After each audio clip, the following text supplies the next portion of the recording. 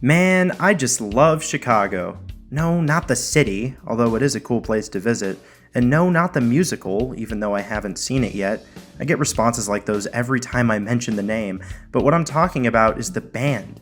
Formed on February 15th, 1967 in Chicago, Illinois, the band was self-described as a rock and roll band with horns, meaning that their songs often combined elements of classical music, jazz, rhythm and blues, and pop. The band members originally consisted of a bass player named Peter Cetera, a saxophonist named Walter Parazaider, a drummer named Danny Seraphine, a trombonist named James Pankow, a trumpet player named Lee Loughnane, a keyboardist/singer named Robert Lamm, and a well-known genius guitarist named Terry Kath. Initially, the group called themselves The Big Thing, but in 1968 they changed it to Chicago Transit Authority, and in 1969 they shortened it for legal reasons to simply Chicago.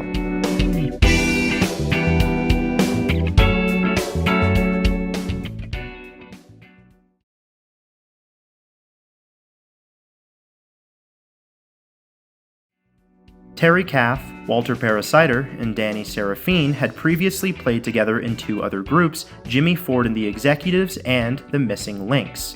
Parazaider met Pankow and Loughnane while attending DePaul University. Lamm, a student at Roosevelt University, was recruited from his group, Bobby Charles and the Wanderers. When they all met and formed their band, they called themselves The Big Thing. Of course, like every other band back then, they performed at nightclubs, but they soon realized that they needed to complement the lower-sounding pitches of both Lamm's and Kath's voices. They also needed an actual bass player, which was why Peter Cetera joined the group in late 1967.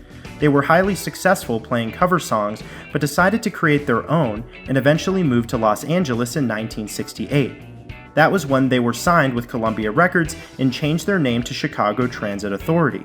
They played regularly at a nightclub called Whiskey A Go-Go in West Hollywood, which gained them exposure to more famous musical artists of the time. They even became openers for Janis Joplin and Jimi Hendrix. Something interesting and perhaps funny is that Jimi Hendrix complimented the band, stating how the horn players were like one set of lungs, and how the guitar player, Terry Kath, was even better than him. This is why Terry Kath is one of my favorite musicians. He truly is an amazing guitar player. Seriously, go listen to some of his solos. Anyway, their first record, called Chicago Transit Authority, was released in April of 1969, and it was a double album, a rarity for a band that was just starting their career. The album made it to number 17 on the Billboard 200 album chart, selling over 1 million copies, and was awarded a platinum disc by 1970. The album included a number of famous pop rock songs like Does Anybody Really Know What Time It Is?, Beginnings, Questions 67 and 68, and I'm a Man. Because of this highly successful first double album, the group was also nominated for a Grammy Award for 1969 Best New Artist of the Year. After the release of their first album, the band's name was finally shortened to Chicago to avoid legal action being threatened by the actual mass transit company of the same name.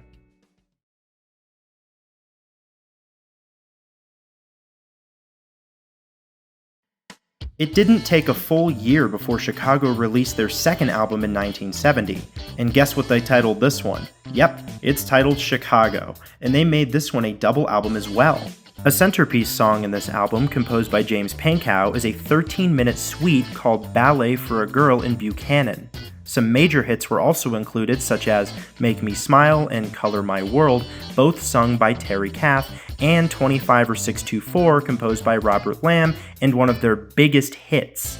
25 or 624 is a reference to a songwriter trying to write a song in the middle of the night, and refers to the time of day, 25 or 26 minutes before 4 a.m.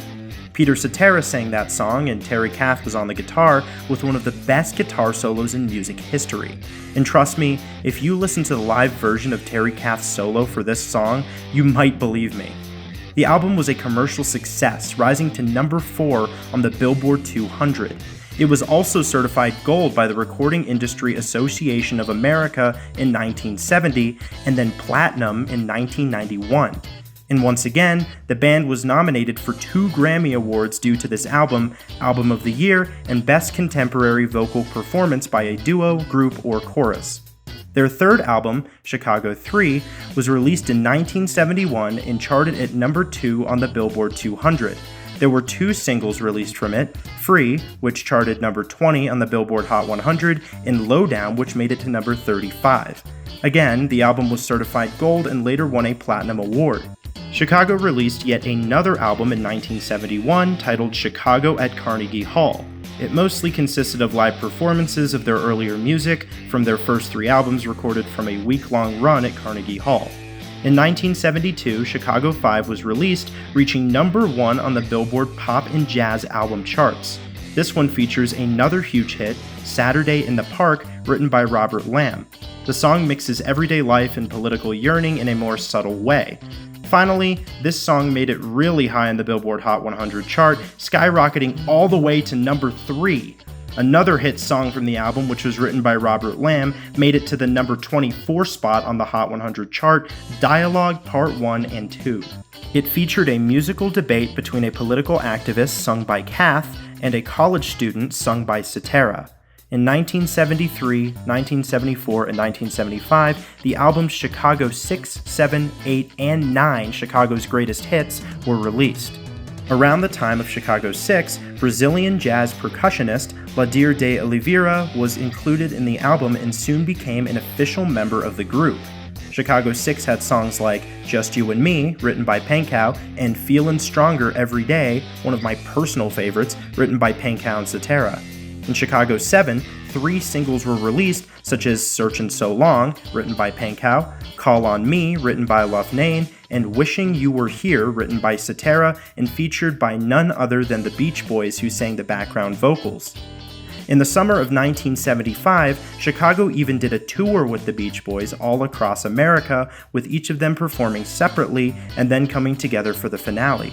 Chicago 10 and 11 were released in 1976 and 1977 with some major ballads like If You Leave Me Now and Baby What a Big Surprise. If You Leave Me Now is also one of my favorites and ended up being their number 1 single, ultimately winning Chicago their first and only Grammy Award to date. Something I found interesting is that the song almost didn't make it into the album as it was recorded at the last minute. It is also the first song that set the stage for a major reliance on ballads that later contributed to their overall success.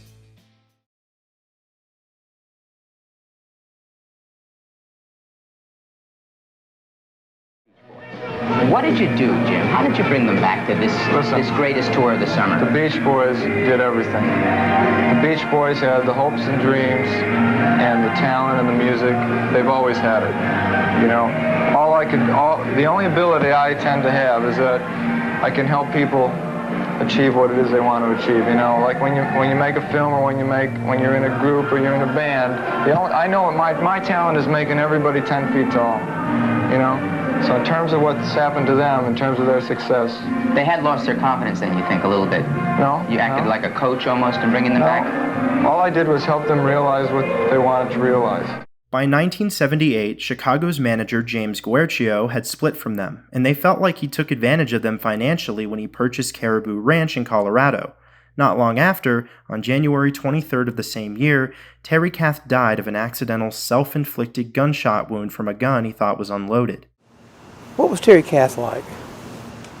He was free spirit, very free spirit, down to earth, completely down to earth. A no bullshit kind of guy. Didn't like success and stardom. Did not agree with him at all, which was part of his tragic ending. You know, of the drugs and you know, he was not happy with. He just loved the play. He was the true warrior of the band, in my opinion. You know.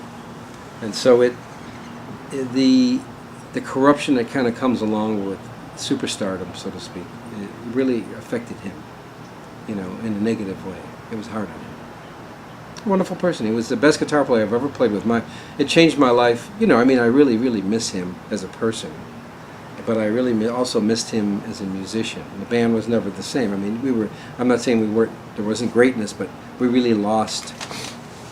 I guess my analogy of Chicago, if you had to, was almost like an anatomy of a human being. Was like I always thought of myself as the heart of the band, and Terry the soul of the band, and the horns, the identity of the band, and Peter the voice of the band. And where else is left? I don't know. There's not much else left, but that's kind of how I always looked at the band, you know. Mm-hmm. And so losing Terry, we lost our soul, you know. And it took us a while to find it again, you know. Really, we were lost for a few years after Terry passed away. He had struggled with health problems and drug abuse towards the end of the 1970s. He enjoyed target shooting and began carrying guns regularly by 1978. After a party at the home of a roadie and band technician Don Johnson in Woodland Hills, LA, Kath began to play with guns. He spun his unloaded .38 revolver on his finger, put it to his temple, and pulled the trigger. Johnson warned Kath several times to be careful. Kath picked up a semi-automatic 9mm pistol and, leaning back in his chair, said to Johnson, "Don't worry about it. Look, the clip is not even in it." His last words were, "What do you think I'm gonna do? Blow my brains out?" To calm Johnson's concerns, Kath showed him the empty magazine. Kath then replaced the magazine in the gun, put the gun to his temple, and pulled the trigger. Apparently, Kath never knew the gun had a round in the chamber. He died instantly from the gunshot 8 days before his 32nd birthday. They auditioned for 30 replacements for Kath and decided on Donnie Dacus, who is both a guitarist and a singer-songwriter. Dacus was filming for the musical Hair when he joined the band in April of 1978, just in time to record their album titled Hot Streets. Yes, it's their first album that actually has a name rather than their band's title with a number. One particular song from the album, Alive Again, written by Pankow, brought Chicago back to the top 15 of the Billboard Hot 100. The song was in recognition of Terry Kath's guiding spirit shining down from above. The release of Hot Streets also marked a move away from the jazz rock direction favored by Kath and more towards pop songs and ballads. Donnie Dacus only remained in the band through 1979 with their release of the album Chicago 13, then departed following the conclusion of the concert tour in support of the album in 1980.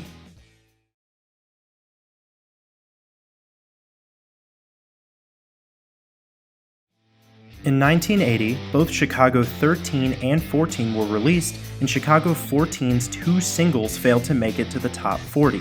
By that time, Chris Pinnock had joined the band to play guitar and remained there through 1985. Marty Greb, a saxophonist who also became a member, had previously played with the Buckinghams and had known Peter Cetera from their time as bandmates before that. Their album, Chicago 14, peaked at number 71 on the Billboard 200 and failed to reach gold certification by the RIAA. As a result, Columbia Records dropped them from its roster in 1981. By late 1981, Chicago had undergone significant changes. They brought on new management, signed with Warner Bros. Records, and teamed up with producer David Foster. The band also welcomed multi-instrumentalist and vocalist Bill Champlin, while percussionist Laudir de Oliveira and Marty Greb departed. Under Foster's direction, the band shifted away from their signature horn-driven sound, embracing a more polished style centered around lush power ballads. This new musical direction led to greater success on the singles charts and throughout the 1980s. For their 1982 album, Chicago 16, the band collaborated with outside composers for the first time and worked with studio musicians, including members of Toto. Producer David Foster also incorporated new technology like synthesizers, which further reduced the prominence of the horn section. The album contained the successful ballad Hard to Say I'm Sorry / Get Away, sung by Peter Cetera. Co-written by Cetera and Foster, the track became Chicago's second #1 hit on the Hot 100 and earned a Grammy nomination. Chicago 16 went gold and platinum, reaching number 9 on the Billboard 200. Released in 1984, Chicago 17 became the band's best-selling album, earning 6 times multi-platinum certification by the RIAA in 1997. It produced 2 top 10 hits, You're the Inspiration and Hard Habit to Break, both reaching number 3. Hard Habit to Break earned Grammy nominations for Record of the Year and Best Pop Performance by a Duo or Group with Vocals. The album also featured Stay the Night and Along Comes a Woman. Peter Cetera's brother Kenny joined the band for the tour, contributing percussion and harmonies. In 1985, Chicago embraced MTV, releasing music videos for 4 songs. They also contributed to the global activist album We Are the World, earning their last Grammy nomination for Album of the Year. At the 1986 American Music Awards, Chicago won Favorite Pop/Rock Band/Duo/Group for the second time, marking their final American Music Award win.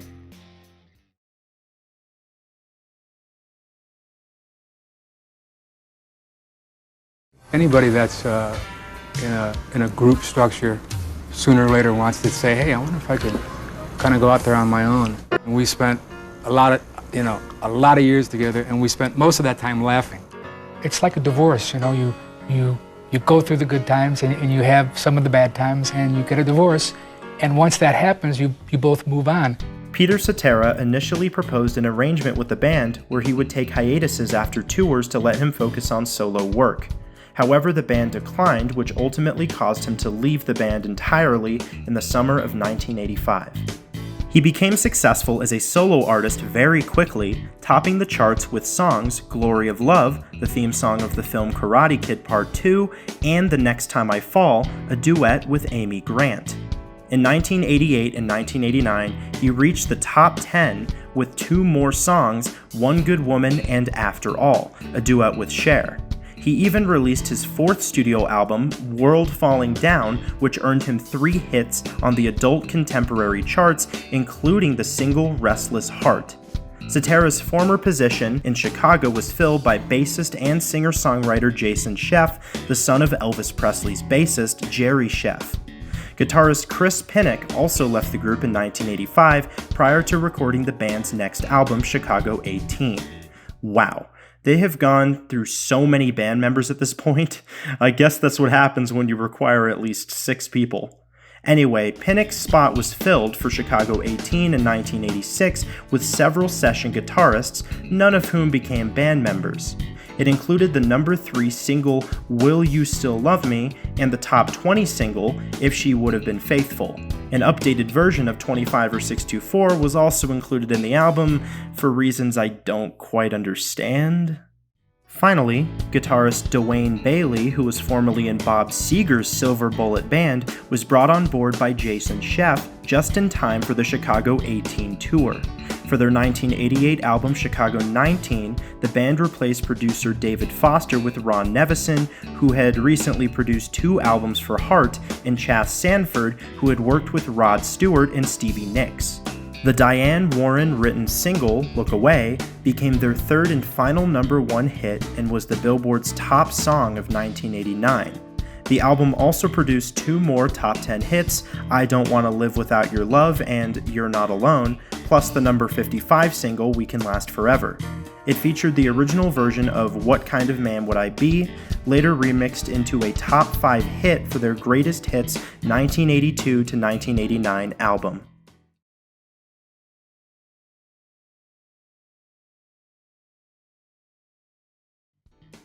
In May of 1990, original drummer Danny Seraphine was dismissed and replaced by Tris Imboden, who was formerly with Kenny Loggins and Peter Cetera.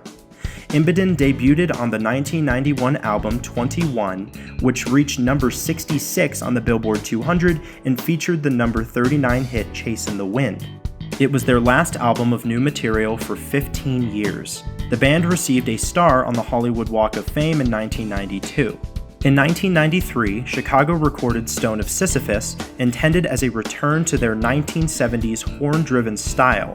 However, after a shakeup at Reprise Records, the album was shelved and remained unreleased for 15 years, contributing to the band's split from the label.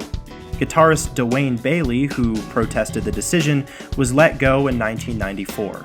The album was finally released by Rhino Records in 2008, reaching number 122 on the charts. After their 1994 tour, Chicago signed with Giant Records and released Night and Day, Big Band in 1995, a covers album featuring songs by jazz legends like Sarah Vaughan and Duke Ellington.